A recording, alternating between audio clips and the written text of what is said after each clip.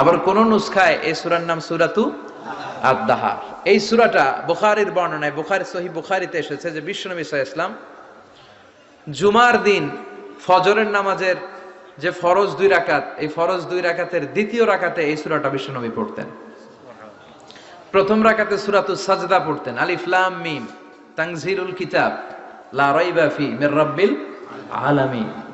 প্রথম রাকাতে সূরাতুস সাজদা, আর দ্বিতীয় রাকাতে পড়তেন সূরাতুল ইনসান। সুবহানাল্লাহ পড়েন। ইনসান শব্দের অর্থ হচ্ছে মানুষ। ইনসান মানে কি? সবাই বলেন মানুষ। আপনারা কি? আমরা কি? আমরা মানুষ। তো মানুষের নামে আল্লাহ কোরআনে সূরা দিলেন, এজন্য জিনেরা মাইন্ড করার সুযোগ নেই। জিনদের নামেও সূরা আছে। কি নাম? সূরাতুল জিন। মানুষ হচ্ছে কোরআনের সেন্ট্রাল থিম, কেন্দ্রীয় আলোচ্য বিষয়। খুব ভালো করে খরগোশের মতো কানটা খাড়া করে শুনবেন। মানুষ হচ্ছে কোরআনের কেন্দ্রীয় আলোচ্য বিষয়, central theme of the holy Quran, subject matter, central subject matter of the holy Quran. কোরআনের কেন্দ্রীয় আলোচ্য বিষয় হচ্ছে কি? কথা বলেন। মানুষ। মানুষকে নিয়ে কোরআনে যত কথা, মানুষকে নিয়ে যত আয়োজন, সবকিছু মানুষকে নিয়ে। এজন্য মানুষই হচ্ছে কোরআনের কেন্দ্রীয় আলোচ্য বিষয়। চিল্লায় পড়েন আল্লাহু আকবার। আবার আল্লাহ বললেন, গোলাম, এই কোরআনের প্রথম সূরার নাম ফাতিহা, দ্বিতীয় সূরার নাম হলো আল বাকারা। বাকারা শব্দের অর্থ হলো গাভী। আর এই কোরআনের সর্বশেষ সূরার নাম হলো সূরাতুন নাস। নাস মানেও মানুষ। আল্লাহ বুঝাতে চাইলেন, কোরআন শুরু করেছি প্রাণীর নামে একটা সূরা দিয়ে, আর এই কোরআনটারে শেষ করেছি মানুষের নামে একটা সূরা দিয়ে।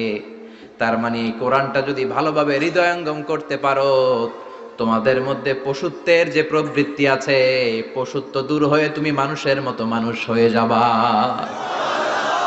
কোরআন পড়লে আপনার মধ্যে পশুত্ব থাকবে না, আপনি মানুষ হবেন, মানুষের মতো মানুষ। কিসের মতো?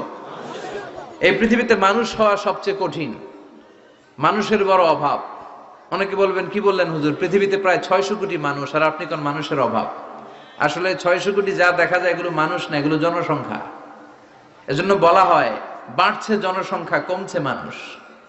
বাড়ছে কি কমছে কি? মানুষ সব মানুষ হতে পারে নাই, মানুষ হওয়া বড় কঠিন। এই কোরআন এসেছে মানুষের মতো মানুষ বানাতে। গরুর পেট থেকে যদি কিছু বেরোয় আমরা ওইটারে বলে গরু, ছাগলের পেট থেকে বেরোলেই ওটা ছাগল হয়ে যায়, কিন্তু মানুষের পেট থেকে বেরোলেই ওটা মানুষ হয় না, ওটারে মানুষ বানাইতে হয়, ওইটারে মানুষ করতে হয়, তাই না? আবার ছাগলকে কেউ কোনোদিন বলে না তুই ছাগলের মতো ছাগল হ, গরুকে কেউ কোনোদিন বলছে তুই গরুর মতন গরু হ, কিন্তু মানুষকে বলা হয় তুই মানুষের মতো মানুষ হ। কোরআন এসেছে আমাদেরকে মানুষের মতো মানুষ বানাতে, ঠিক কি না?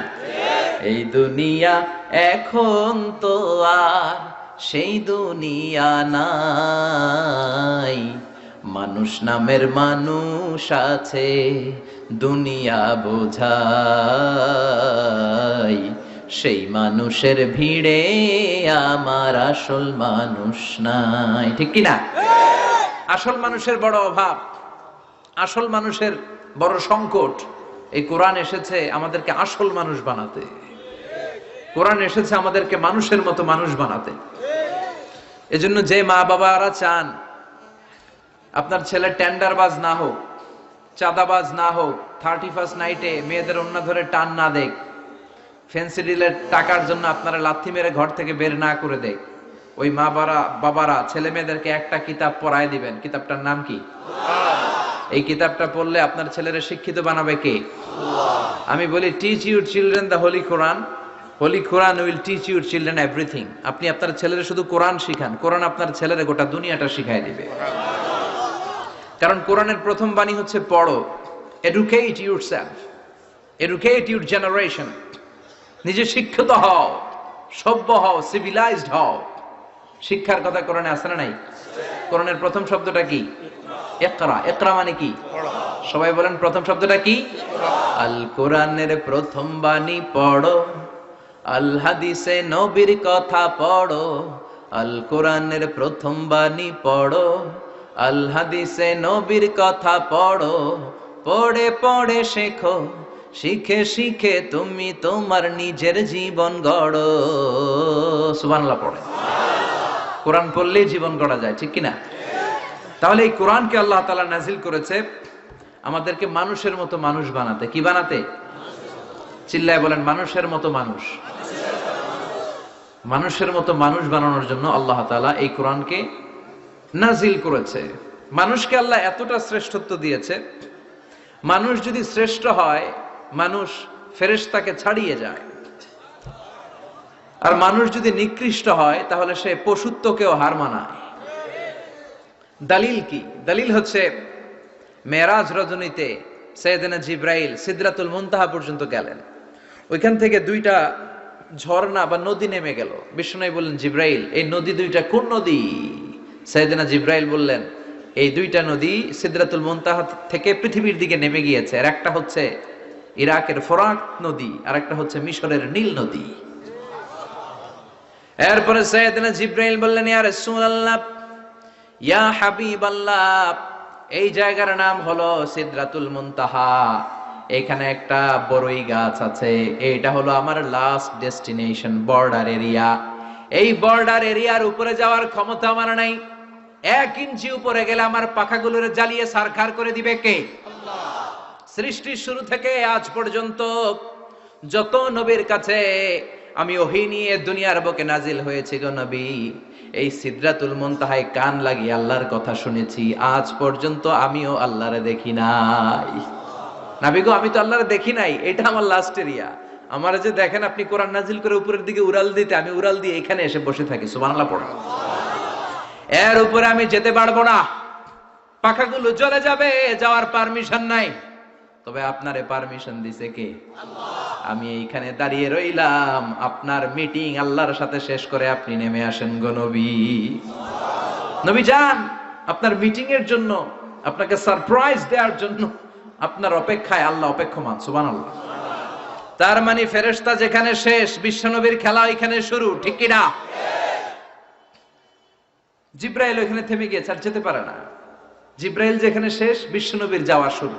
তার মানে মানুষ যদি শ্রেষ্ঠ হয় সে ফেরেশতাকে ছাড়িয়ে যায়, আর মানুষ যদি নিকৃষ্ট হয় তাহলে সে পশুকেও হার মানায়, ঠিক কি না? আপনি কখনো শুনছেন একটা সিংহ আর একটা সিংহকে মারে? একটা বাঘ আর একটা বাঘকে মারে না, একটা হরিণ আর একটা হরিণকে মারে না, একটা হাতি আর একটা হাতিকে হত্যা করে না, কিন্তু একটা মানুষ আর একটা মানুষকে হত্যা করে না? আপনি কখনো শুনবেন না যে একটা বাঘ আর একটা বাঘকে হত্যা করে 10 টুকরা করছে? শুনছেন? একটা হাতি আর একটা হাতিকে মেরে 30 টুকরা করছে? শুনছেন? কিন্তু মানুষ আর একটা মানুষকে শুধু নৃশংসভাবে হত্যাই করে না, হত্যা শেষে তাকে 10 টুকরা করে, 15 টুকরা করে, 30 টুকরা করে বস্তাবন্দি করে। চিল্লা এখন ঠিক কিনা? পাওয়া যায় না এরকম লাশ? গুম করে ফেলছে, ক্রস ফায়ার করে ফেলছে, মেরে ফেলছে, হাত পা বেঁধে, চোখের রশি বেঁধে বস্তার ভিতরে ভরে ক্ষেতের মধ্যে ফেলে দিচ্ছে। 3 দিন 4 দিন পর এরকম লাশটা ফুলে উঠছে, পাওয়া যায় না? পত্রিকায় বিভৎস লাশ দেখে আমরা অবাক হই। কোন প্রাণী এমনটা করে না, মানুষ মানুষকে মেরে টুকরা টুকরা করে।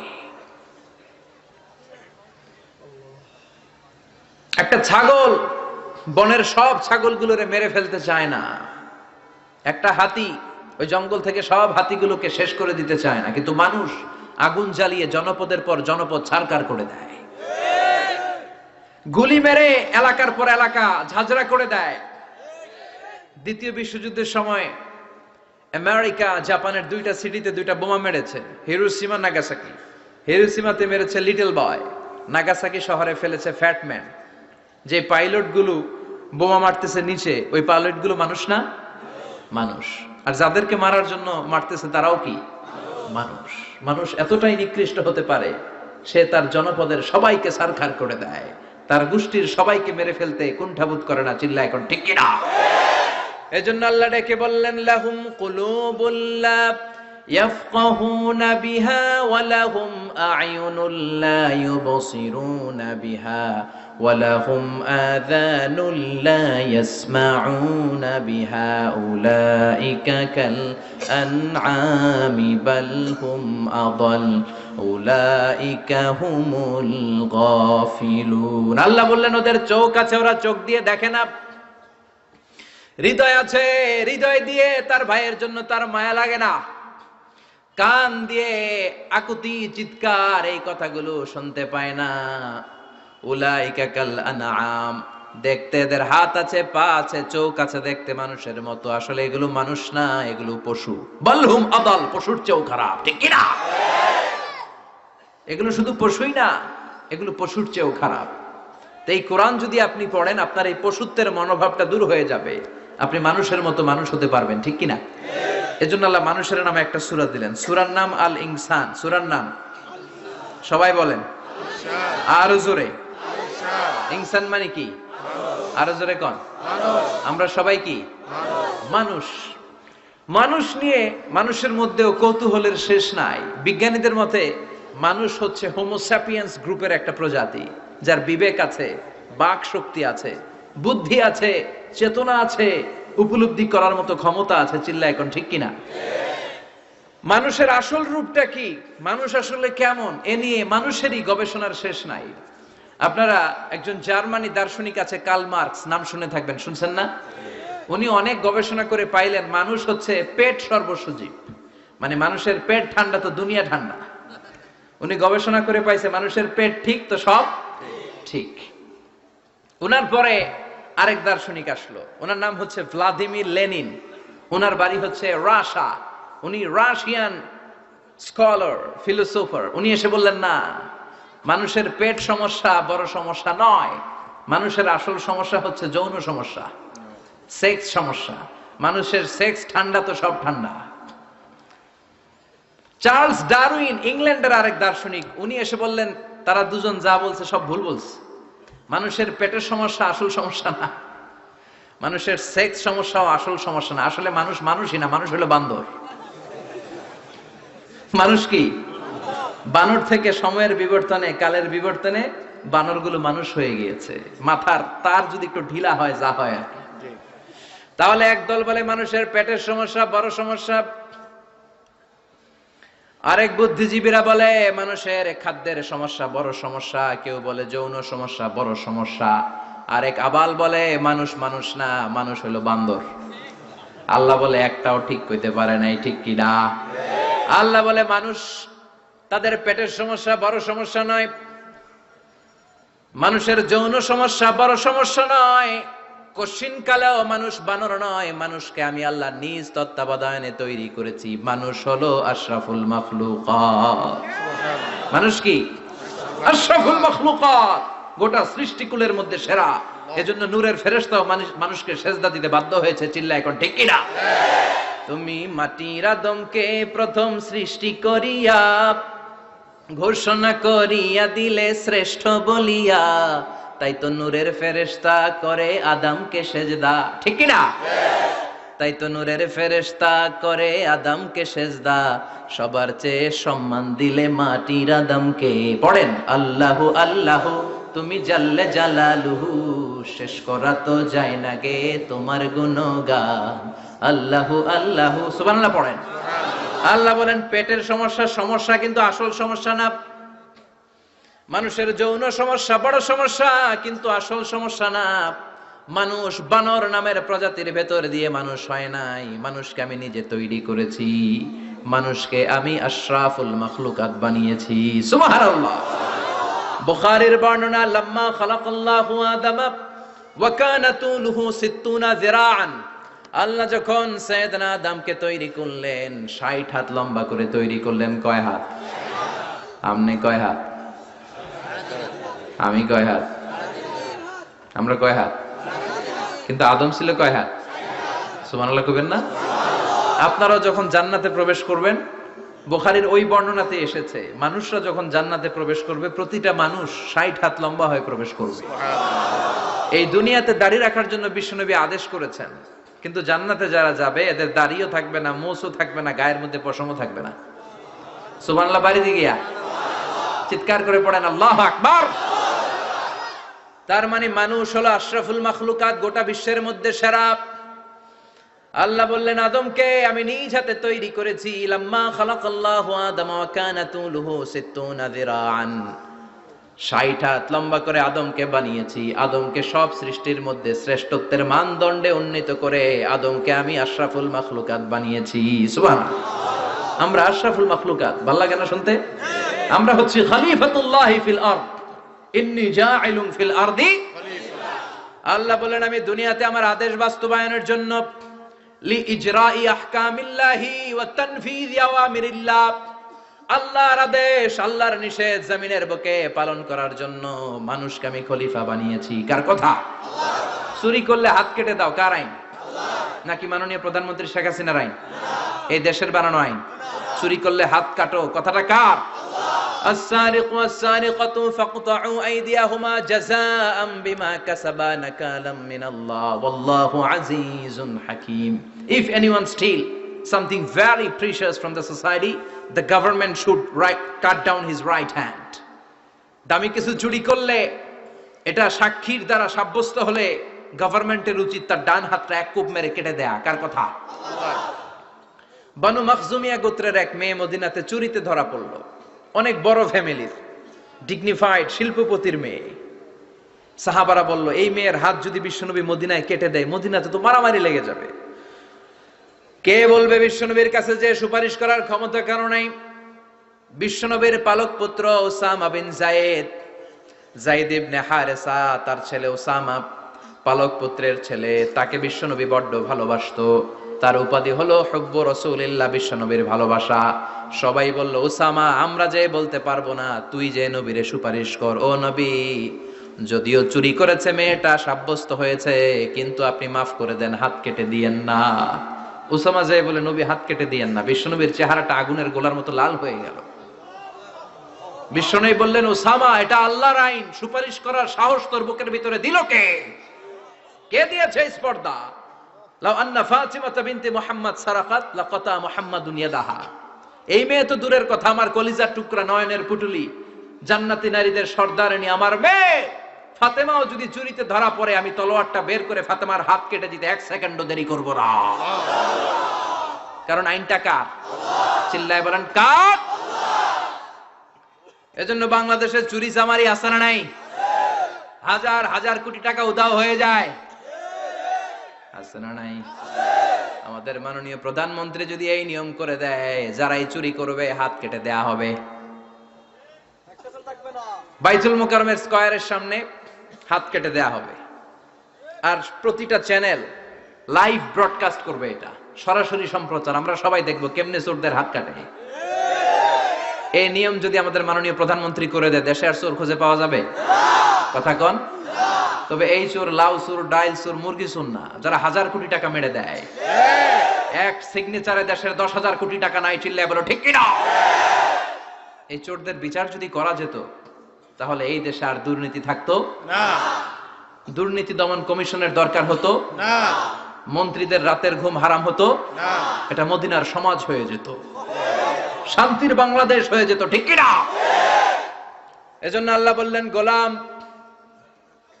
এই জমিনের ভেতরে চুরি করলে হাত কেটে দিবা, জিনা ব্যভিচার করলে ডেথ পেনাল্টি, ক্যাপিটাল পানিশমেন্ট, মৃত্যুদণ্ড, সর্বোচ্চ শাস্তি, ঠিক কিনা? আপনাদের নোয়াখালীর কোথায় যেন একটা মেয়ে ধর্ষিতা হয়েছে, সুবর্ণচর, এটার বিচার হয়েছে না? প্রক্রিয়াধীন হচ্ছে, সবাই অ্যারেস্ট হয়েছে, হচ্ছে। এজন্য ইসলাম দিয়ে যদি আইন কায়েম করা হয়, 24 ঘন্টার আলটিমেটামে সব বিচার হয়ে যাবে, যেরকম ঠিক কিনা? ইসলাম বলে চোরের হাত কেটে দাও। জেনা ব্যভিচার করলে ডেথ পেনাল্টি, সৌদি আরবে হেড অফ করে, গলা কেটে ফেলে। বাংলাদেশেও যদি এটা করা যেত, খবর হয়ে যেত, আর কোন ধর্ষক বাংলার জমিনে জন্মাতো না, চিল্লায় বলো ঠিক কিনা? আল্লাহ বলেন আমি মানুষকে খলিফা বানিয়েছি আমার এই হুকুম আহকাম গুলো বাস্তবায়নের জন্য। সব সৃষ্টিকুলের মধ্য থেকে মানুষকে আমি বানিয়েছি আশরাফুল মাখলুকাত। আবার মানুষকে বানিয়েছি আমি আমার খলিফা। আবার মানুষের চেহারাটা আমি আল্লাহ সব চাইতে সুন্দর করে তৈরি করেছি। সুবহানাল্লাহ। লাকাদ খালাকনাল ইনসানা ফি আহসানি তাকওয়িম। আমি মানুষের চেহারাটা সব চাইতে চমৎকার অবয়ব দিয়ে তৈরি করেছি রে গোলাম। সুবহানাল্লাহ। পৃথিবীতে যত প্রাণী আছে সব সৃষ্টির মধ্য থেকে আমাদের সৃষ্টিটা সুন্দর না?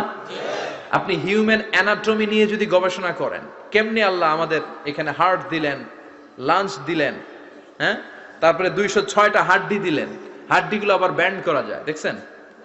বাঁকা করা যায় না? এটা বাঁকা করা যায়। বাঁকা না করলে আপনি খাইতে পারতেন? ক্রিকেট যারা খেলো, পেস বল করতে পারতা? স্পিন বল, হ্যাঁ, অফিস স্পিন, লেগ স্পিন, কয় হুজুরও জানে কেমনে দি, তোর থেকে শিখছি বেটা। তো এই যে ছেলেপেলারা এরকম অফ স্পিন করে, লেগ স্পিন করে, এগুলো হচ্ছে আল্লাহর দেয়া কারিশমা। হাত ঘোরানো যায়। আল্লাহ যদি এটাকে এরকম ব্যান্ড করার সুযোগ না দিতেন, করতে পারতাম? আবার এইখানেও বাঁকা করার সুযোগ আছে না নাই? এইখানেও আছে না নাই? আবার এইখানেও আছে না নাই? কত কাজ। বাজার করে যখন বাজারের ব্যাগ যখন নিয়ে আসেন, কোথায় ধরে রাখেন? আঙ্গুলে ধরে রাখতে হয়। ক্যারাম যখন খেলো, কি দিয়ে টোকা মারো? সুবহানাল্লাহ কয় না পোলাপান? আহা, কত খেলার সিস্টেম আল্লাহ দিলেন। আবার ক্রিকেটের মধ্যে 2 আঙ্গুল তুললে কি? ওই যে সব মুখস্থ। আবার 1 আঙ্গুল তুললে কি? দেখছেন ঘটনা? আউট। কত কাজ এই আঙ্গুল দিয়ে। এই আঙ্গুলগুলোর বাঁকা করার, বেন্ড করার ক্ষমতা আমাদেরকে দিয়েছে কে? আল্লাহ। এজন্য আল্লাহ বললেন, লাকাদ খালাকনাল ইনসানা ফি আহসানি তাকওয়িম। আমি মানুষের চেহারাটা সব চাইতে সুন্দর করে তৈরি করেছি। মানুষ সুন্দর, আমাদের চোখ সুন্দর না মিয়া? আমাদের চোখও যদি সুন্দর হতো তাইলে আমরা বুঝতাম মানুষগুলো কত সুন্দর। আমরা মনে করি ধলা হইলেই সুন্দর। কয় ধলা ধলা, এটা সুন্দর। ডাকাইত, এগুলো ডাকাত। একটা মানুষের চেহারা স্কিন যদি কালো হয়, এর মধ্যে একটা সৌন্দর্য আছে না নাই? একটা মেয়ের স্কিন যদি কালো হয়, তারপরও চেহারায় সৌন্দর্য আছে না নাই? কয় না হুজুর, আমার বউ সুন্দর না, কালা কালা। আছে না নাই? তুই ডাকাত। তুই কি ডাকাত? একজন মানুষের চেহারা যেরকমই হয় আপনি খেয়াল করে দেখবেন, তারপরও তার অবয়বের মধ্যে একটা এক্সট্রা অর্ডিনারিটি আছে, কারোর সাথে কারোটা মিলে না। সুবহানাল্লাহ পড়েন। এজন্য প্রতিদিন স্ত্রীরে বলবেন, স্ত্রী তুমি সুন্দরী, তুমি অনন্যা, তোমার চাইতে সুন্দরী গোটা বিশ্বে কেউ নাই। কইবেন না? মুরব্বীরা কয় না, কইতাম না, আগে কইয়া ফেলেছি। এগুলো বলবেন। এগুলো বললে স্বামী স্ত্রীর মধ্যে ভালোবাসা বাড়াই দিবে কে? আল্লাহ। আমি প্রায় এগুলো বলি, উৎসাহিত করি যে স্বামী স্ত্রীর মধ্যে যে ভালোবাসাটা, এটা পবিত্র, এটা জান্নাতি। এই ভালোবাসা জান্নাতে শুরু হয়েছিল সাইয়েদনা আদম আর হাওয়ার মধ্য দিয়ে। চিল্লায় কোন ঠিক কিনা? স্বামী স্ত্রী দুইজনে একের হাতের সাথে আরেকজনের হাত মিলালে হাতের সগীরা গুনাহ মাফ করে কে? আল্লাহ। স্ত্রীর চেহারার দিকে নজর করে তাকালে চোখের গুনাহ মাফ করে দেয় কে? আল্লাহ। স্ত্রীর জন্য প্রতি মাসে যে খরচ দেন, এই টাকাগুলো সদকা দেওয়ার সওয়াব আছে না নাই? আছে। স্ত্রীকে যে দামি দামি ভ্যানিটি ব্যাগ কিনে দেন, এটা তো সওয়াব আছে না নাই? আছে। কক্সবাজারে ঘুরতে নিয়ে গেলে সওয়াব আছে না নাই? আছে। ফুল কিনে দিলে সওয়াব আছে না নাই? আছে। ভালোবাসার গান শোনাইলে সওয়াব আছে না নাই? তোমারে লেগেছে কত যে ভালো, চাঁদ বুঝি তা জানে, রাতেরও আধারে দোসর হয়ে তাই সে আমারে টানে, চাঁদ বুঝি তা জানে। ঠিক কিনা? আজকে পারবেন না শোনাইতে রাত্রেবেলা? পারবেন? পারবেন? পোলাপাইন কয় পারবো। তো কত বেটা বিয়েই হয় নাই, বিয়ার পরে শোনাইস। তো এই ভালোবাসার গানগুলো শোনালে নিজেদের মধ্যে একটা ইন্টিমেসি তৈরি হয়। বিশ্বনবীও এরকম স্ত্রীর সাথে খুনসুটি করতেন, ভালোবাসা করতেন। এটা হালাল, কিন্তু এটা জায়গা মতো না করে ভাবির লগে করলে মায়ের আছে না নাই? আছে। ভালোবাসার গান জায়গা মতো শোনাতে হবে। স্ত্রীকে ভালোবাসার গান না শুনিয়ে যদি চাচাতো বোনরে শোনাও, শালীরে শোনাও, পাড়ার মেয়েদের সাথে যদি টাঙ্কি মারো, ফিল্ডিং মারো, মায়ের আছে না নাই? তার মানে জায়গা মতো করলে সব সওয়াব। সুবহানাল্লাহ পড়েন। আর বিয়েটারে সহজ করে দিবেন। আমি তো সব জায়গায় বলি বিয়েটাকে সহজ করে দেন। আমরা বিয়েটারে কঠিন করে ফেলছি। একটা ছেলে এই দেশে 16 থেকে 18 বছর বয়সে ম্যাচিউরড হয়, কিন্তু ওরে বিয়ের পিড়িতে বসায় 32 বছর বয়স। তো বাকি 32 বছর কি আঙ্গুল চুষবে? কথা কন, কি করবে? ও যে পাপ কাজ করে, ও যে পর্নোগ্রাফি দেখে, ও যে মাস্টারবেশন করে, এগুলোর পার্সেন্টেজ গুনাহ মা বাবার আমলনামায় আছে না নাই? মা বাবার এত সহজে পার পেয়ে যাবেন না। ছেলে মেয়েগুলারে সময় হলে বিয়ে দিয়ে দেন। বিয়ের চেয়ে ভালো কাজ পৃথিবীতে আছে? যেই সমাজে বিয়ের খরচ বেড়ে যায়, ওই সমাজে জেনার খরচ কমে যায়। বিয়ে করতে লাগে 10 লাখ, জিনা করতে লাগে 500 টাকা। কথা কন। এজন্য জিনাকে সহজ করবেন না বিয়েকে সহজ করবেন? বিয়ের কথা কইলেই পোলারা কয় তুই নিজের পায়ে দাঁড়া। তো এতদিন ও কার পায়ে দাঁড়াইছে? সহজ করবেন তো নোয়াখালীর ভাইরা? আল্লাহ তুমি বুঝার তৌফিক দাও, আমিন।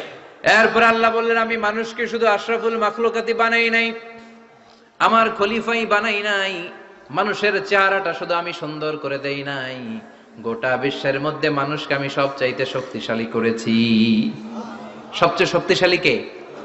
মানুষ। চিল্লায় বলেন শক্তিশালী কে? আল্লাহ যখন পৃথিবী বানালেন, মুসনাদে আহমদ ইবনে হাম্বলের বর্ণনা, পৃথিবী কাঁপাকাঁপি শুরু করলো, খালি কাঁপে খালি কাঁপে। পৃথিবীর কাঁপাকাঁপি বন্ধ করার জন্য আল্লাহ পৃথিবীর মধ্যে 7টা টেকটনিক প্লেট বসিয়ে দিলেন। 7টা পাহাড়, 7 tectonic plates creates the mountain range on earth. এই 7টা প্লেট পৃথিবীতে এই পাহাড়গুলো উঁচু নিচু টিলা টপ্পর তৈরি করেছে। হ্যাঁ, পৃথিবীব্যাপী যত পাহাড় আছে এই টেকটনিক প্লেটের কারণে। ওয়াজআলনাল জিবালা আওতাদা, পৃথিবী কাঁপতে শুরু করলো সৃষ্টির পর। পৃথিবীর কাঁপাকাঁপি বন্ধ করে দেওয়ার জন্য আল্লাহ পৃথিবীর ভেতরে পাহাড় ঢুকিয়ে দিলেন। পাহাড় পেরেকের মতো গেড়ে দেওয়ার পরে পৃথিবীর কাঁপাকাঁপি বন্ধ হয়ে যায়। সুবহানাল্লাহ। ফেরেশতারা অবাক হয়ে বলে মাবুদ, পৃথিবীর কাঁপাকাঁপি বন্ধ হলো কেমনে? আল্লাহ বললেন ও ফেরেশতারা, পৃথিবীর মধ্যে আমি পাহাড়কে গেড়ে দিয়েছি। পাহাড় গেড়ে দেওয়ার কারণে পৃথিবীর কাঁপাকাঁপি বন্ধ হয়ে গেছে। ফেরেশতারা বললেন তাই নাকি? পাহাড়ের এত বড় শক্তি। ইয়া রাব হাল মিন খালকিকা আশাদ্দা মিনাল জিবাল, আপনার এই সৃষ্টিকুলের মধ্য থেকে পাহাড়ের চাইতে বেশি শক্তিশালী কিছু আছে নাকি? আল্লাহ বললেন হ্যাঁ আছে। পাহাড়ের চাইতে শক্তিশালী হচ্ছে আল হাদিদ, মানে লোহা। পাহাড়ের চেয়ে শক্তিশালী কি? এই লোহার নামে কোরআনে সূরা আছে না নাই? সূরার নাম কি? কথা বলেন। وأنزلنا الحديد فيه بأس شديد।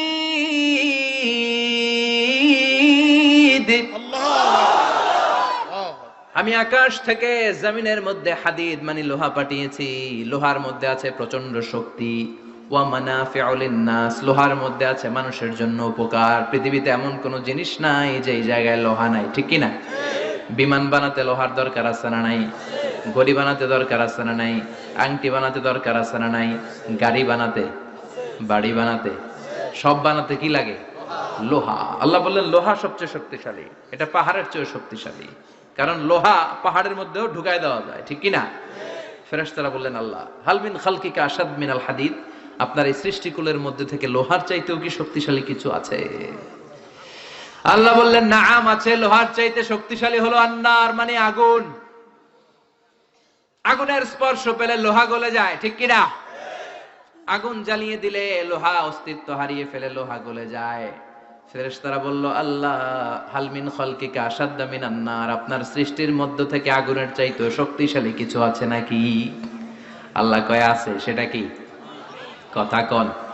মিঠা নদীর পাহানি আল্লাহ তোমার মেহেরবানি, সুন্দর ফুল সুন্দর ফল, মিঠা নদীর পাহানি আল্লাহ তোমার মেহেরবানি। তুমি কতই দিলে রতন, ভাই বেরাদর পুত্র স্বজন, ক্ষুধা পেলে অন্ন যোগাও, মানি চাই না মাহানি আল্লাহ তোমার মেহেরবানি। সুন্দর ফুল সুন্দর ফল আল্লাহ তোমার মেহেরবানি। চিল্লায় পড়েন আল্লাহু আকবার। আল্লাহ বললেন আগুনের চেয়ে শক্তিশালী হলো পানি। আগুনের মধ্যে যদি পানি ঢেলে দেওয়া হয় আগুন নিভে যায়, ঠিক কিনা? ফেরেশতারা বলল আল্লাহ আল মিন খালকিকা আশাদ্দা মিনাল মা, আপনার সৃষ্টিকুলের মধ্যে পানির চাইতেও শক্তিশালী কিছু আছে নাকি? আল্লাহ কইলেন আছে। সেটা হইল আর রিহ, মানে বাতাস। সুবহানাল্লাহ। কারণ বাতাসের ঝাপটায় পানি দোলা খায়, বাতাসের ঝাপটায় পানির মধ্যে উচ্ছ্বাস তৈরি হয়, সাগরে জলোচ্ছ্বাস হয়, ঠিক কিনা? বাতাস ধাক্কা মারলে পানিতে দোলা লাগে, সিডর হয়, নার্গিস হয়, আইলা হয়, মহাসেন হয়, ঘূর্ণিঝড় হয়। পানির চাইতে বাতাস বেশি শক্তিশালী। ফেরেশতারা অবাক হয়ে বলে, আল্লাহ, তাহলে আপনার সৃষ্টিকুলের মধ্য থেকে বাতাসের চাইতেও শক্তিশালী কিছু আছে নাকি? আল্লাহ কয় আছে। ফেরেশতারা বললেন, বাতাসের চাইতেও শক্তিশালী যদি কিছু থেকে থাকে সেটা কি? আল্লাহ বললেন, সেটা হলো মানুষ, বনি আদম, আল ইনসান। তবে ওই মানুষ, যেই মানুষ দান করে। কি করে? ডান হাত যা দান করে, বাম হাত সেটা টের পায় না। সুবহানাল্লাহ। আল্লাকা সিররুন ইনদাল্লাহ বাইনাকা আনতা ওয়া বাইনাল্লাহ, আল্লাকা সাদাকাতুন তাখফা লা ইয়ালামুহা ইল্লাল্লাহ, আল্লাকা সিররুন ইনদাল্লাহ বাইনাকা আনতা ওয়া বাইনাল্লাহ, আল্লাকা সাদাকাতুন তাখফা লা ইয়ালামুহা ইল্লাল্লাহ। সুবহানাল্লাহ পড়েন। তোমার কি এমন কোন আমল আছে নাকি যে আমল আল্লাহ ছাড়া কেউ জানে না? তুমি এমন কোন গোপন দান করেছো নাকি যেই দানটা আল্লাহ ছাড়া কেউ দেখেনি? ঠিক কি না? গোপন দান আল্লাহর রাগকে কমিয়ে দেয়। তাহলে ওই মানুষ, ওই বাতাসের চাইতেও শক্তিশালী যে মানুষ ডান হাতে দান করলে বাম হাতও টের পায় না। মানুষ টের পাওয়া তো দূরের কথা, চিল্লায় পড়েন আল্লাহু আকবার। এজন্য আল্লাহ বললেন, মানুষকে আমি আশরাফুল মাখলুকাত বানালাম, মানুষকে আমি আমার খলিফা বানালাম, মানুষের চেহারাটা সুন্দর করলাম, আবার মানুষকে আমি সব চাইতে শক্তিশালী করে বানালাম। তার এই আল্লাহর কোরআন যদি ঠিক মতো পড়া যায়, মানুষের মতো মানুষ বানিয়ে আপনারা জান্নাতি বানাবে কে? আল্লাহ। তার মানে এই কোরআন পড়লে মানুষের মতো মানুষ হওয়া যায়। চিল্লায় বলেন, কি হওয়া যায়?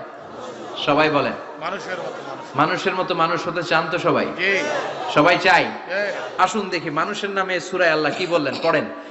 আউযু বিল্লাহি মিনাশ শাইতানির রাজীম, বিসমিল্লাহির রহমানির রহিম।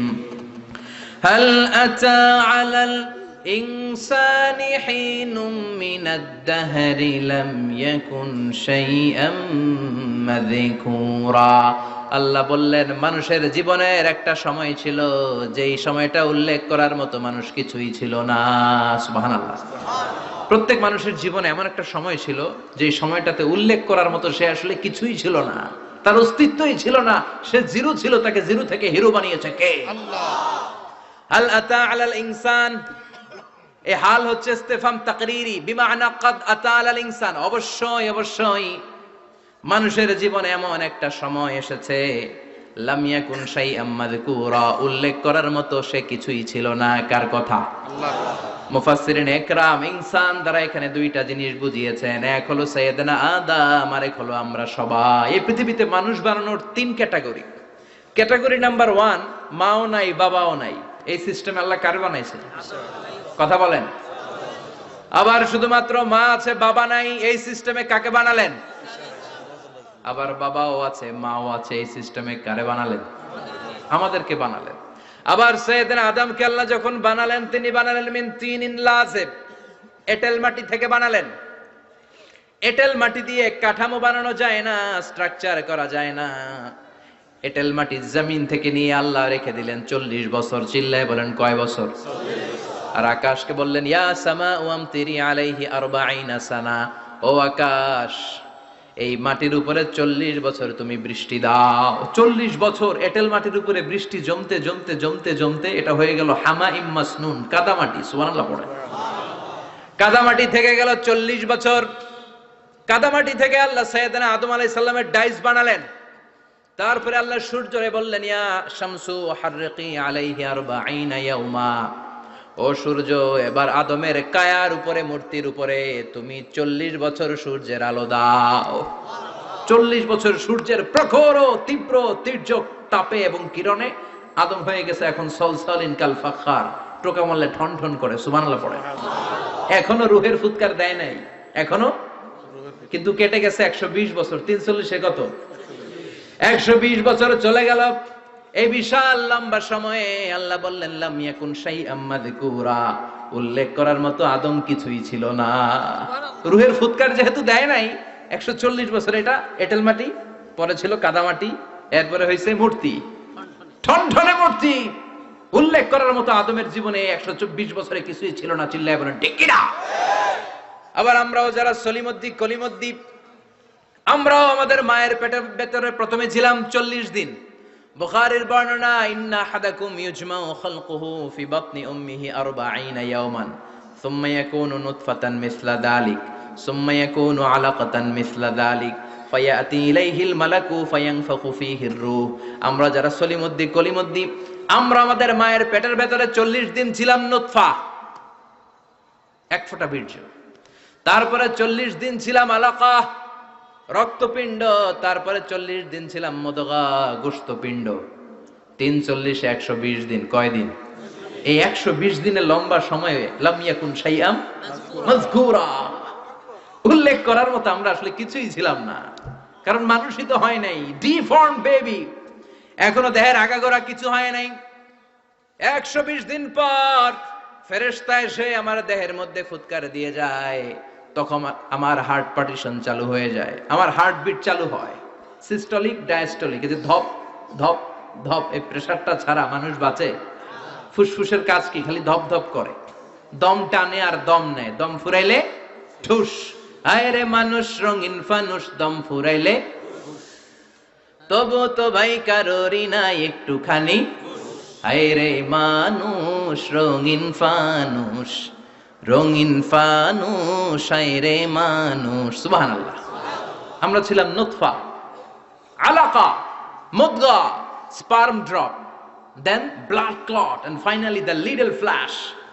আমি আমার এমফিল রিসার্চ করেছি এটার উপর, এটা ইংরেজিতে বলে এমব্রয়োলজি, ভ্রূণ তত্ত্ব। How the little এমব্রয়ো develops in mother ওম, মায়ের পেটে এই ছোট্ট ভ্রূণ, এটা কেমন করে শুক্রাণু ডিম্বাণু থেকে 8 মাস 10 মাস 9 মাস পরে কেমন করে জমিনে আসে। How the little এমব্রয়ো develops in mother ওম, মায়ের পেটে কেমন করে ডেভেলপ করে। একেবারে ক্ষুদ্র ছিলাম আমি, তুচ্ছ ছিলাম আমি, নগণ্য ছিলাম আমি। আমার কোনো নাম ছিল না, আমার কোনো গ্রাম ছিল না, আমার কোনো পরিচয় ছিল না। এখন দুনিয়াতে আমাদের পরিচয় আছে না নাই? কিন্তু মিজানুর রহমান আজহারি একটা সময় লাম ইয়াকুন শাইআম মাযকুরা, তোরা কেউ চিনতো না, তোর নামটাও কেউ জানতো না, উল্লেখ করার মতো তুই কিছুই ছিলি না। এটা দিয়ে আল্লাহ বুঝাতে চাইলেন তোর কিছুই ছিল না, জিরো থেকে আমি হিরো বানালাম। ক্ষমতার দাপট দেখাবি না, ক্ষমতার অহংকার দেখাবি না, টাকা পয়সার গরম দেখাবি না। 2 দিনের টাকার মালিক হয়ে ওর পা জমিনে লাগে না, এরকম টাকা আছে না নাই? লাম ইয়াকুন শাইআম মাযকুরা, তোর চেয়ে বড় ক্ষমতাশীল ছিল ফেরাউন। আল্লাহ ছাড় দিয়েছে, ছেড়ে দেয় নাই, ঠিক কিনা? নমরুদরে ছাড় দিয়েছে, ছেড়ে দেয় নাই, ঠিক কিনা? আবু জাহেলকে ছাড় দিয়েছে, ছেড়ে দেয় নাই, ঠিক কিনা? এখনো যারা গদ্দারি করে, ইসলামের বিপক্ষে কথা বলে, ইসলামকে জমিনের ভিতর গেড়ে দিতে চায়, দেখা যায় আল্লাহ ওদেরকে ছাড় দেয়, কিন্তু ছেড়ে দেবে না। চিল্লায় কও ঠিক কিনা? পৃথিবীতে কেউ তো স্থায়ী হয় না, হোক না সে ফেরাউন কিবা নমরুদ। কেউ ভাবে চিরদিন রয় না, কেউ ভাবে চিরকাল রয় না। কেউ থাকতে আসে নাই, এত বড় বড় দাপটওয়ালারা সব শেষ। আমি তো প্রায় জায়গায় বলি, আমি ফেরাউনের লাশটা নিজে দেখে এসেছি, যেহেতু আমি আল আজহার ইউনিভার্সিটির স্টুডেন্ট। 200 পাউন্ড লাগে দেখতে, আমি দেখছি ফ্রি। আমার আল আজহারের জামিআতু আল আজহার শরীফের একটা কার্ড ছিল, ওটা দেখাইলে সব ফ্রি, ফ্রিতে দেখে আসছি। ঢুকে দেখি ফেরাউন চাচা শুয়ে রয়েছে। আমি বললাম, ফেরাউন চাচা কেমন আছো? How are you? What's up man? কোনো আওয়াজ নাই। আমি জিজ্ঞেস করেছি তাকে, কেমন আছো তুমি, কি অবস্থা, কেমন যাচ্ছে তোমার, হোয়াটস আপ? কোনো আওয়াজ নাই। আমি অবাক হয়েছি, এই লোকটার হুঙ্কারে মিশরের জমিন থার থার করে কাঁপতো। আজ করে শেষ করে দিছে কে? আজ আছে কাল নাই, ঠুস, দম ফুরাইলে। এজন্য আল্লাহ বললেন, হাল আতা আলাল ইনসানি হিনুম মিনাদ দাহরি লাম ইয়াকুন শাইআম মাযকুরা। মানুষের জীবনে এমন একটা সময় ছিল, উল্লেখ করার মতো সে কিছুই ছিল না। আমরা যে কত ক্ষুদ্র ছিলাম আপনি কল্পনা করতে পারবেন না। ফালইয়ানযুরিল ইনসানু মিম্মা খুলিকা, খুলিকা মিম্মা ইন দাফিক ইয়াখরুজু মিন বাইনিস সুলবি ওয়াত তারাইব বাবার পৃষ্ঠদেশ থেকে মায়ের বক্ষদেশ থেকে দুইটা মিলিত হয়ে মায়ের জরায়ুর ভেতরে তোরে সেট করলো কে? আমরা ছিলাম শুক্রাণু। শুক্র চিনেন? স্পার্ম। শুক্রও ছিলাম না আমরা, শুক্রাণু মানে শুক্রের অণু। ডিম্বও আমরা ছিলাম না, আমরা ছিলাম ডিম্বাণু মানে ডিম্বের। আরবিতে বলে আল বুয়াইদা আল উনসাবিয়া। এক ফোঁটা বীর্যের ভেতরে, এক ফোঁটা শুক্রের ভেতরে 20 কোটি অণু থাকা লাগে। ওই 20 কোটির একটা ছিলাম আমি। 20 কোটির একটা ছিলেন আপনি। উল্লেখ করার মতো আমি কিছুই ছিলাম না, আমরা কিছুই ছিলাম না। চিল্লা এখন ঠিক কিনা? আল্লাহ বললেন লাম ইয়াকুন শাইআম মাযকুরা, কিছুই ছিল না। স্পার্ম ড্রপ আর ওভাম দুইটাকে মিলিয়ে আমি আল্লাহ করে ফেললাম জাইগোট। সেইটারে আমি বানালাম এমব্রয়ো, ভ্রূণ, ব্যাঙ্গাচির মতো। শীত বর্ষাকালে বৃষ্টির পরে দেখবেন ব্যাঙের বাচ্চাগুলো খালি ছোটাছুটি করে, তাই না? কালো কালো দেখা যায় না? আমি আপনি আমরা প্রত্যেকে এরকম ব্যাঙের বাচ্চার মতো ছিলাম। হাত পা তো দূরের কথা, ব্যাঙের বাচ্চার মতো ছিলাম। মায়ের জরায়ুর দেয়ালে লেপ্টে ছিলাম। আমাদের হাত ছিল না, আমাদের পা ছিল না, কিচ্ছু ছিল না। সেখান থেকে আল্লাহ আমাদেরকে বড় করতে লাগলেন। এরপরে আমরা হয়ে গেলাম ফেটাস, ডেভেলপড স্টেজ। 120 দিন পরে আল্লাহ তাআলা আমাদের রুহের ফুৎকার দিলেন, আমার হার্ট দিলেন, আমার লাংস দিলেন, আমার গল ব্লাডার দিলেন, আমার কিডনি দিলেন, আমার লিভার দিলেন, আমার ইন্টেস্টাইন দিলেন। আমার দেহের ভিতরে তিনি রক্ত ঢুকিয়ে দিলেন। আমার কলবের এই ধাক্কা ধাক্কি শুরু হয়ে গেল।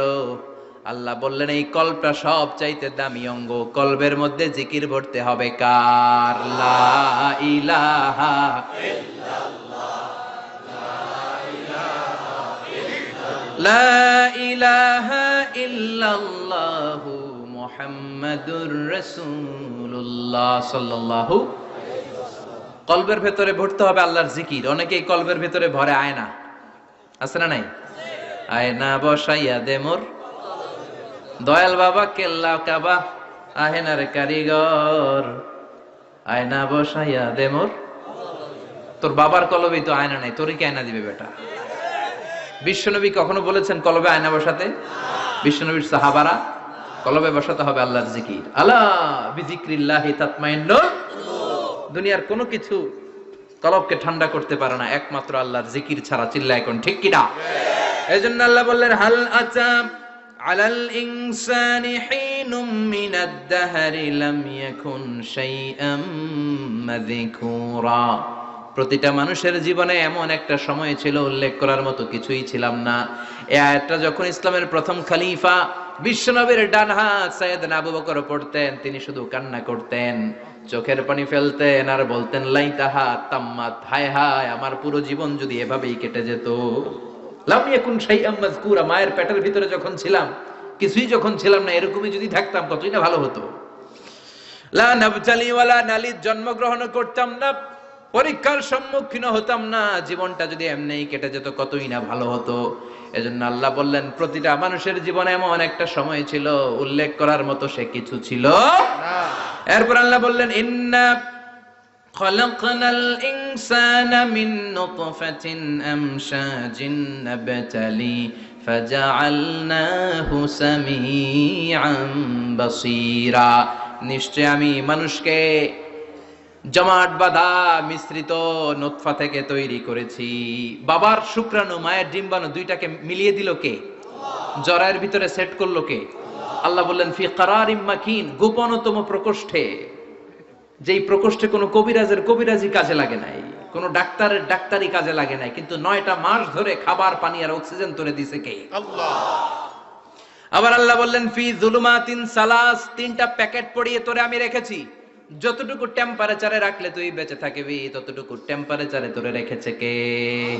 এজন্য আল্লাহ বললেন মিন নুতফাতিন আমশাজিন নাবতালি, তারপরে তোকে আমি পরীক্ষা করতে শুরু করলাম দুনিয়ায়। দুনিয়াতে আমাদের জন্য পরীক্ষা আছে না নাই? যে আল্লাহর কাছে যত প্রিয় তার পরীক্ষাও তত বেশি। আশাদ্দুন নাসি বালাআন আল আম্বিয়া, দুনিয়ার মধ্যে সবচাইতে বেশি আল্লাহ পরীক্ষা করেছেন নবীদের, ঠিক কি না? সাইয়েদনা ইউসুফ আলাইহিস সালাম 10 বছর জেলে বন্দী ছিলেন। বিশ্বনবী 3 বছর জেলে বন্দী ছিলেন। শিয়াবে আবি তালেবের জেলখানায় বিশ্বনবী ছিলেন কি ছিলেন না? এজন্য জেল জরিমানা মুমিন ভয় পায় না, ঠিক কি না? আল্লাহ বললেন নাবতালি, তোকে আমি পরীক্ষা করব ভয় দিয়ে, ক্ষুধা দিয়ে, সম্পদের হানি ঘটিয়ে, প্রাণ নাশের হুমকি দিয়ে। ইসলামের কথা বলা এত সোজা না। আপনি ইসলামের কথা বলবেন, আপনার বিরুদ্ধে ষড়যন্ত্র আছে না নাই? কিন্তু এগুলো দেখার আমাদের সময় আছে নাকি? আমরা কোরআনের কথা বলেই যাব, কোরআনের শান্তির বাণী বিশ্বব্যাপী আমরা ছড়িয়েই দিব, ঠিক কি না? আল্লাহ বললেন সামিআম বাসীরা, এরপরে তোরে আমি চক্ষুষ্মান বানালাম, তোকে আমি কান দিলাম, চোখ দিয়ে দেখার সুযোগ দিলাম।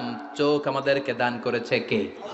এই দুটি চোখ দিয়েছো বলে দেখি যে কত অপরূপ, নয়নাভিরাম খেতে খামারে জুড়াই জ্বালা বিধুর ধূপ, তোমার দেয়া চোখের শুকুর জানাবো তার ভাষা কই, যতই দেখি ততই যেন পলক ছাড়া চেরুই, ঠিক কি না? নেয়ামত আর নেয়ামত এই দু চোখ দিয়ে দেখি। এজন্য আল্লাহ বললেন আলাম নাজআল লাহু আইনাইনি ওয়া লিসানান ওয়া শাফাতাইনি ওয়া হাদাইনাহুন নাজদাইন। ও বান্দা, তোরে কি আমি চোখ দেই নাই? তোরে কি আমি জিহ্বা দেই নাই? ঠোঁট দেই নাই? চোখ দিয়েছে কে? আল্লাহ। কখনো ভাবছেন কি নিয়ামত নিয়ে আমরা ঘুরে বেড়াই? যার চোখ নাই সে জানে চোখ না থাকার কি জ্বালা। 2 মিলিমিটার ডাইমেনশনের ছোট্ট এই চোখ নিয়ে আমার ভাইরে আমি যেমনে দেখি, আবার দূরের সূর্যের দিকে তাকালেও একই অ্যাঙ্গেলে দেখি, ঠিক কি না? ক্যামেরার মধ্যে অনেক দূরের জিনিস দেখা যায় না, কিন্তু এই চোখ দিয়ে লক্ষ কোটি মাইল দূরে থাকা তারা নক্ষত্রগুলোকেও দেখা যায়, ঠিক কি না? এই ক্যামেরার ভেতরে জুমিং পাওয়ার যদ্দূর আছে, কমসে কম তার 20 গুণ জুমিং পাওয়ার আল্লাহ চোখের ভেতরে দিয়েছে। ক্যামেরাতে যে পরিমাণ মেগাপিক্সেল আছে তার চেয়ে কয়েকশো গুণ বেশি মেগাপিক্সেল আল্লাহ চোখের ভেতরে ঢুকিয়ে দিয়েছে। আমরা যখন কোনো জিনিসের দিকে তাকাই, একটা লাইট এসে রিফ্লেক্ট করে, সেটা আবার ব্যাক করে আমার চোখের পেছনে রেটিনা থাকে। কি থাকে? এই রেটিনাতে যে নক করে, নক করার সাথে সাথে ওই আলোটাকে ইলেকট্রিক্যাল সিগন্যালের মাধ্যমে ট্রান্সমিট করে এটা ব্রেইনের একটা এরিয়া আছে, ভিজুয়াল এরিয়া, ভিশন এরিয়া, ওই ভিজুয়াল এরিয়াতে পাঠায়। তখন মুহূর্তের মধ্যে আমরা এটা দেখে ফেলি। এই দেখার জন্য কত কিছু হয়ে গেল, কিন্তু আমরা টের পাই না। 1 সেকেন্ডের কয়েক হাজার ভাগের কম সময়, 1 মাইক্রোসেকেন্ড, তারও কম সময়, 1 ন্যানো সেকেন্ডে আমরা তাকাই আর দেখি। কোন সুবহানাল্লাহ। আবার আল্লাহ কান দিলেন, সাউন্ড ওয়েভ তৈরি হয়, শব্দ তরঙ্গ আমাদেরকে শুনতে সাহায্য করে। এগুলোকে বলে ইয়ার ক্যানেল। এই ক্যানেলের ভেতর দিয়ে ঢুকে। অনেকে বলে এই পেছানো পেছনে এগুলো আল্লাহ দিল কেন? মা খালাকতা হাদা বাতিলা, আল্লাহ কোনো কিছু এমনি এমনি দেয় নাই। সুবহানাল্লাহ পড়ে। এমনি এমনি না, এই যে কানের ভেতরে পেছানো পেছনে এগুলো আমরা যেন ঠিকঠাক ভাবে শুনতে পাই, এজন্য দিয়েছেন। সাউন্ড, শব্দ তরঙ্গটা এসেই এই ক্যানেল দিয়ে ঢুকতে হয়। আপনি কান কেটে যদি কান কাটা রমজান হয়ে যান, কিচ্ছু শুনতে পাবেন না। কান কাটা রমজান শুনছেন? ছোটবেলা আমরা শুনতাম কান কাটা রমজান। তো এই কান যদি আপনি কেটে দেন, আপনি কিন্তু কিছু শুনতে পাবেন না। এটা এয়ার ক্যানেল। এই ক্যানেল দিয়ে ঘুরে ঘুরে ঢুকতে হবে ভিতরে। ঢুকেই এয়ার ড্রাম আছে, এয়ার ড্রামে এটা নক করে। মানবদেহের সবচেয়ে 206টা হাড্ডির মধ্যে থেকে সবচেয়ে ছোট সাইজের হাড্ডি থাকে কানের ভেতরে। এটার আবার 3 ভাগ, outer air, middle air, the inner air. 3টা স্টেজ পার হয়ে এটা ব্রেনের ভেতরে হেয়ারিং নার্ভ আছে, শুনবার জন্য যে স্নায়ু আল্লাহ তৈরি করেছে, ওই স্নায়ুতে যে নক করে, এই নক করা মাত্রই আমরা শব্দটা শুনতে পাই। সুবহানাল্লাহ পড়বেন না? এজন্য আল্লাহ বললেন ফাজআলনাহু সামিআম বাসীরা, তোকে আমি চোখ দিলাম, তোকে আমি কান দিলাম। শুধু চোখ কান দিয়ে আমি থেমে থাকি নাই। ইন্না হাদাইনাহুস সাবিলা ইম্মা শাকিরান ওয়া ইম্মা কাফুরা। আমি আল্লাহ চোখ আর কান দিয়ে থেমে যাই নাই, তোকে আমি সঠিক রাস্তাটা দেখিয়ে দিলাম। আমাদেরকে রাস্তা দেখাইছে কে? আল্লাহ। আল্লাহ বলে দিলেন এটা ডান পথ, এটা বাম দিক। ডান দিকে যাবি তো জান্নাতে ঢুকবি, বাম পথে যাবি তো জাহান্নামে যাবি, ঠিক কি না? এজন্য সব নবীরা ছিল ডানপন্থী, সব নবীরা ডান দিকে চলতো। এজন্য আমরাও ডান দিকে চলি। কথা কন, আমরা সবাই ডানপন্থী। কোন পন্থী? আরো জোরে বলেন, কোন পন্থী? আল্লাহ ডান দিকের রাস্তা দেখিয়ে দিলেন আর বললেন হেদায়েত কেউ দিতে পারে না, হেদায়েত দিতে পারে কে? এরপরে আল্লাহ বললেন ইম্মা শাকিরা ওয়া ইম্মা কাফুরা, তুমি শুকরগুজার বান্দাও হতে পারো আবার কাফেরও হতে পারো। The choice is years. তোমাকে আমি স্বাধীনতা দিলাম। ফেরেশতা আর আল ইনসান, মানুষের মধ্যে মৌলিক ডিফারেন্স এটাই যে ফেরেশতাকে কোনো স্বাধীনতা দেয়া হয়নি, আর আমাদেরকে স্বাধীনতা দিয়েছে কে? পথ আল্লাহ দুইটা দেখিয়ে দিয়েছে। যদি শুকরগুজার হও আমি নিয়ামত বাড়িয়ে দেব, আর যদি কুফরি করো জেনে রাখো আমার আযাব বড় কড়া। আমি আল্লাহ সব সময় ধরি না, ধরলে ধরে ধরে ধরে না, ধরলে আল্লাহ ছাড়ে না। তুমি শাকুর হতে পারো আবার কাফুর হতে পারো। এখানে আল্লাহ তাআলা মানুষের হিউম্যান বিহেভিয়ারাল ক্যারেক্টারিস্টিক্স নিয়ে কথা বলছেন, যে এক একটা মানুষের কত রূপ হতে পারে। আমার এক বিহেভিয়ার, ভাইয়ের এক বিহেভিয়ার, আপনার এক বিহেভিয়ার, এক একজনের এক এক ম্যানার, এক এক অ্যাটিটিউড। একজনের অ্যাটিটিউডের সাথে আরেকজনের অ্যাটিটিউডের কোনো মিল আছে? আল্লাহ এখানে কেবল দুইটার কথা বললেন, শাকিরা, ইম্মা শাকিরা ওয়া ইম্মা কাফুরা, তুমি শুকরগুজার হতে পারো আবার চাইলে কাফুরাও হতে পারো। সুবহানাল্লাহ পড়ে। মানুষের আচরণ নিয়ে এভাবে আল্লাহ কোরআনে অনেক কথা বললেন। এক জায়গায় আল্লাহ বললেন আজুলা, মানুষ কি? আরেক জায়গায় বললেন মানুয়া, আরেক জায়গায় বললেন জাজুয়া, আরেক জায়গায় বললেন যালুমান জাহুলা, আরেক জায়গায় বললেন ইয়াউসা। এক এক মানুষ এক এক ধরনের। কিছু মানুষ আছে যা শুনে খালি ভুলে যায়, আছে না নাই? কিছু মানুষ আছে একবার শুনলে আর ভুলে না। আমাদের জাতীয় কবির নাম কি? জোরে বলেন। ওনার মেমোরিটা ছিল ফটোজেনিক মেমোরি। ফটোজেনিক মেমোরি হচ্ছে যে মানুষ একবার দেখলে, এটারে আমি মোবাইলে ছবি তুললে যেমনি একটাও হারাবে না, আমার এখানে থেকে যাবে, একবার তাকালে আমার মাথার মধ্যে এরকম থেকে যাবে, এটার বলে ফটোজেনিক মেমোরি। কাজী নজরুল ইসলামকে আল্লাহ তাআলা এই ফটোজেনিক মেমোরি দান করেছে, কোন সুবহানাল্লাহ। উনি কিছু ভুলতেন না, একবার বললেই সব মনে থাকতো। আর কিছু লোক আছে ভুলে যায়। আল্লাহ বললেন ওয়ালাকাদ আহিদনা ইলা আদামা মিন ক্বাবলু ফানাসিয়া ওয়া লাম নাজিদ লাহু আজমা। আমি আমার প্রথম মানুষ, প্রথম নবীকে একটা আদেশ করেছিলাম, কিন্তু আদেশ পালন করতে আদম সেটা ভুলে গেছে। ওয়া লাম নাজিদ লাহু আজমা, এই আদেশ পালনে তাকে আমি দৃঢ়চিত্ত পাই নাই। পাইবো কেমনে? ভুলে গেছে। তো বাপ বললে পোলারা বলবে না? এজন্য বিষ্ণু বলেছেন নাসিয়া আদম ফানাসিয়া বানু, আদমও ভুলে যায়, এজন্য আমরাও ভুলে যাই। আদম আলাইহিস সালামের বয়স ছিল 1000 বছর। পৃথিবীর সব মানুষগুলোর রূহ আল্লাহ রাখলেন সাইয়েদনা আদমের সামনে। সাইয়েদনা আদম বললেন, আল্লাহ ওই রূহটার এত সুন্দর লাগে কেন? এটার নাম কি? কয় ইবনুকা দাউদ, এটা তোমার ছেলে দাউদ। সে বাঁচবে কয় বছর? আল্লাহ বললেন 40 বছর। সাইয়েদনা আদম বললেন, আল্লাহ জিদ মিন উমরিহি, একটু বয়স বাড়ায় দেন না। আল্লাহ বললেন রুফিআতিল আকলাম ওয়া জাফফাতিস সুহুফ, কে কত বয়স পাবে আদম এটা তো লেখা ফেলাইছিস, তো চেঞ্জ করা যাবে না রে আদম। সাইয়েদনা আদম বললেন, আল্লাহ আমার 1000 বছরের দরকার নাই, আমার 1000 থেকে 60 নিয়া আমার ওই ছোট্ট ছেলেটারে দাউদ রে আপনি 40-এর সাথে 60 মিলাই 100 করে দেন। আল্লাহ বললেন ঠিক আছে করে দিলাম, তাইলে তুই কিন্তু বাঁচবি 940 বছর। 1000 থেকে 60 বাদ দিলে কত? 940। সাইয়েদনা আদম পৃথিবীর বুকে আসলেন 940 বছরের পর। মালাকুল মাউত এসে হাজির। আদম আলাইহিস সালাম বললেন, আপনি কে? আমি মালাকুল মাউত। কি জন্য আসছেন? কয় জিইতু আন আকবাদা রূহাক, আপনার রূহ কবজ করতে আসছি। কয় কেন আসছেন? কয় আপনার 940 বছরে হায়াত শেষ, রূহ নিয়ে যাব। কয় না, আমি বাঁচুম 1000 বছর। মালাকুল মাউত বলে, আরে আপনি তো 60 বছর দান করে আসছিলেন রূহের জগতে। ছেলেরা দেখে খুশির ঠেলায় 60 বছর দিয়া দিছেন আদমকে। আমার মনে নাই, ভুইলা গেছি, ভাগো, আমি আরো 60 বছর বাঁচুম। ভুইলা গেছি। নাসিয়া আদম ফানাসিয়া বানু, আমরাও ভুলে যাই, এরকম আছে না নাই? খাইয়াও কয় খাই নাই, নিছিলাম পকেটে কয় নেই নাই, দিছিলাম কয় দেই নাই, আছে না নাই? বিশ্বনবীও মাঝে মাঝে এরকম ভুলে যেতেন। কদরের রাত বিশ্বনবী বলেছেন রমজানের শেষ দশকের বেজর রাতে তালাশ করো। 21, 23, 25, 27, 29। আমাদের দেশে শুধু ঘটা করে 27-এ রমজান পালন করে। আপনি 27 তারিখে আবাদত করলেন, বাকি 4টা অড নাইট বেজর রাতে যদি আবাদত না করেন, হতে পারে ওই বছরের কদর ছিল 21-এর রাতে, হতে পারে না? তখন আপনি কপাল পোড়া, সব শেষ। এজন্য বুদ্ধিমানের কাজ হচ্ছে সবগুলা বেজর রাত্রিতে সমান তালে আবাদত করা।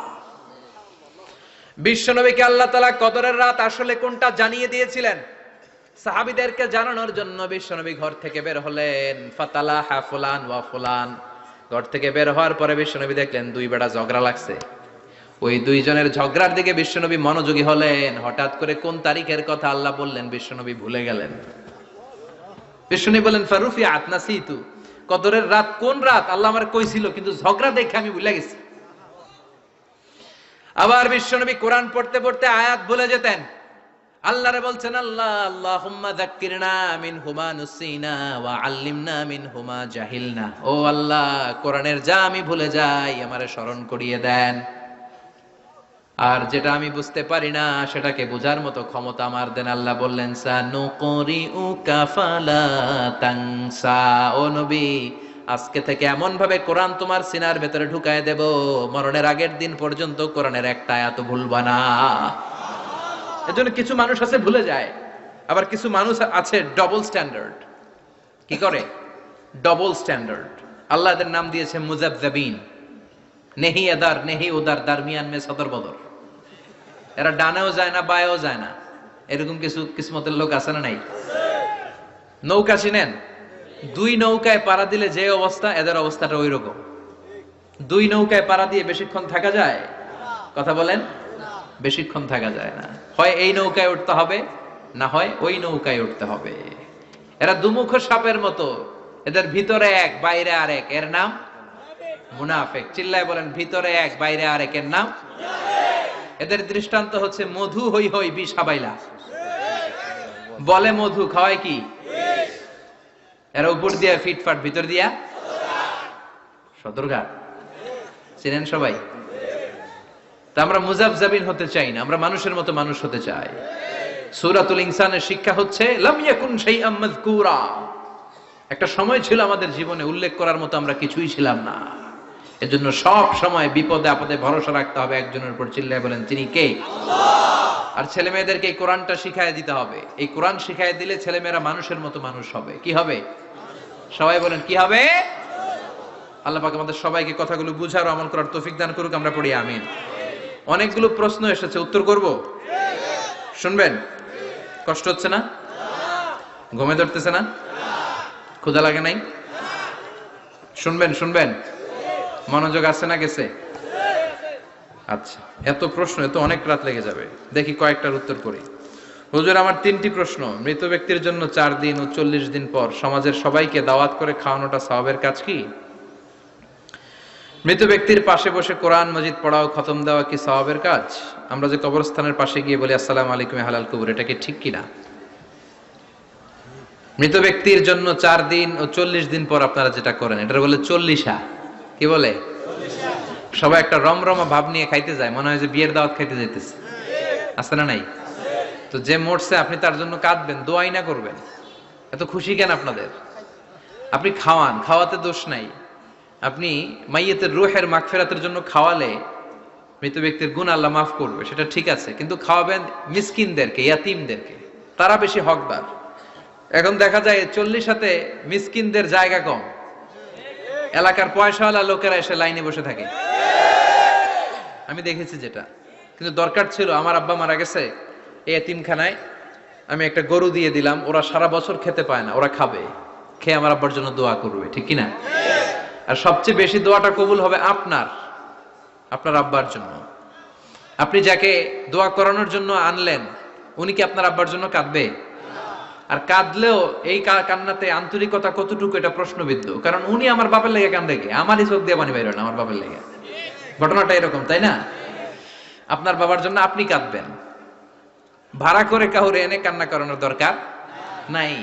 রব্বির হামহুমা কামা রব্বায়ানি সাগীরা, আপনি দোয়া করবেন। ইসলামকে আমাদের মানতে হবে ঠিক তেমন বিশ্বনবী শিখিয়ে গিয়েছে যেমন। বিশ্বনবীর জীবদ্দশায় বিশ্বনবী ওনার প্রথম প্রিয়তমা স্ত্রীকে হারালেন, নাম কি? খাদিজা। এত ভালোবাসতেন এই স্ত্রীকে, আল্লাহর কাছে বলতেন আল্লাহ, কিয়ামতের দিন যেদিন মানুষ মানুষকে চিনবে না, বন্ধু বন্ধুরে চিনবে না, ভাই ভাইরে চিনবে না, পীর সাহেব মুরিদরে চিনবে না, মুরিদ পীর সাহেবরে চিনবে না, ওই কঠিন দিনে আমি যেন আমার খাদিজারে ভুলে না যাই। খাদিজাকে কবর দিয়ে বিশ্বনবী দাঁড়িয়ে রইলেন, দাফন দিয়ে দোয়া করলেন, কাঁদলেন, সবাই চলে যায়, বিশ্বনবী যায় না। সাইয়েদনা আবু বকর বললেন, ইয়া রাসূলুল্লাহ চলেন না যাই, অনেক তো হলো। বিশ্বনবী বললেন, তোমার মনে চায় তুমি যাও, আমি বসে থাকবো। আমি এখানে দাঁড়িয়ে খাদিজার কবরের 3টা প্রশ্নের জবাব দিয়ে এরপরে বাড়িতে যাব। সাইয়েদনা জিবরাইল এসে বললেন, ইয়া রাসূলুল্লাহ খাদিজার প্রশ্নের জবাব নিয়ে আপনার টেনশন করার দরকার নাই, আপনার কোনো টেনশন নাই, খাদিজার কবরের প্রশ্নের জবাব আরশের উপর থেকে আল্লাহ নিজেই দিয়ে দিবে। এজন্য মা বাবার জন্য আমরা দোয়া করব, আমরা সাদাকা করব। মৃত ব্যক্তির সামনে বসে কোরআন পড়া যায় কিনা? হ্যাঁ, হাদিসে এসেছে, ইকরাউ আলা মাউতাকুম সূরাতা ইয়াসিন, তোমরা তোমাদের মুমূর্ষ রোগীদের সামনে বসে, মৃত্যু পথযাত্রী এদের সামনে বসে সূরাতু ইয়াসিন তেলাওয়াত করো, তাহলে তার মৃত্যুর কষ্টটারে হালকা করে দিবে কে? আল্লাহ পাক আমাদের সবাইকে কথাগুলো বুঝার ও আমল